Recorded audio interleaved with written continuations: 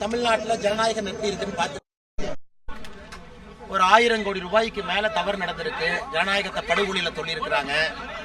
காவல்துறை எப்படி ஏவல் துறையா பயன்படுத்துறாங்கன்னு பாக்குறேன். பாரதிய ஜனதா கட்சி என்ன காவல்துறைக்கு எப்பொழுதுமே மரியாதை கொடுக்கக்கூடிய ஒரு கட்சியா இருக்கும். அதான் இன்னைக்கு பிரச்சனையே. அதனால இதை மக்களும் பார்த்துக்கிட்டு இருக்காங்க. மக்களும் இதை உள்ளத்திலே சுமந்து கொண்டிருக்கின்றார்கள். இது போல ஜனநாயகம் தமிழ்நாட்டில் இருக்கு. ஊழல் பேர்வழிகள்லாம் ஆட்சியில் இருக்கிறாங்க. எங்களுடைய போராட்டம் தொடர்ந்து நடக்கும். இன்னைக்கு நீங்க என்ன கைது பண்ணலாம், எத்தனை நாள் கைது பண்ணி உள்ள வைப்பீங்க? மக்களுக்காக பாரதிய ஜனதா கட்சியினுடைய போராட்டம் தொடர்ந்து நடக்குது. பிளே ஸ்டோர் மற்றும் ஆப் ஸ்டோரில் இருந்து பாலிமர் செயலியை QR கோடு மூலம் பதிவிறக்கம் செய்யுங்கள். செய்திகளை உடனுக்குடன் பெறுங்கள்.